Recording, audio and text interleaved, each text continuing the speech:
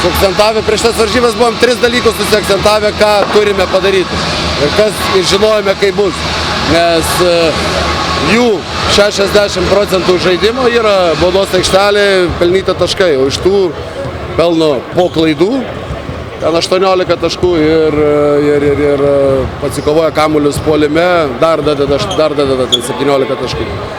Šiandien puolime buvo svarbiausia nedaryti klaidų ir neleisti jiem po mūsų klaidų pelnyti tuos taškus. Kaip matėt, jie pelnė gal 16 taškų ar 17. Tai iš tų komponentų jie įmetė iš 70-40 taškų. Po to visa gynyba buvo kaip ir gerai. O puolime žinojom, kad jie susispaudžia baudos aikštelė, buvom pasiruošę, kad reikės mesti daug tritaškių, tačiau procentas toksai, kad 27-4 tai tikrai ne tai, ko mes tikėjomės, taip kad dabar nieko negali padaryti. Paprasčiausiai trečiam ketvirtyje mes savo gynybą labai gerai kontroliavom su savo puolimu, nes nedarėm klaidų. Jie įmetė tik tai 4 taškus iš greito puolimo ir antro šansų. Visose kitose ketvirčiuose įmetė po 13-12 taškų. Čia pagrindinė problema. Aišku, jie yra atletiški, jie lipa ant lentos, bet čia yra sunkus darbas.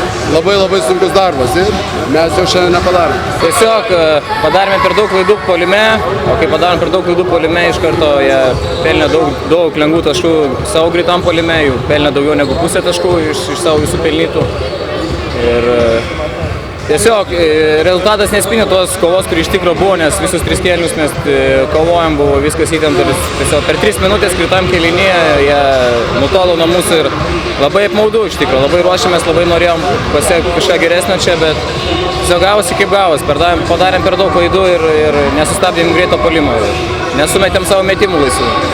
Atvažiavom čia kovoti dėl visų pergalių ir kovosim tik iki galo ir kad tik laimėtume tas 2 varžybos, nes net nėra minčių, kad galim nusiminti ar atsipalaiduoti ar kažką tokio, turim dirbti iki galo.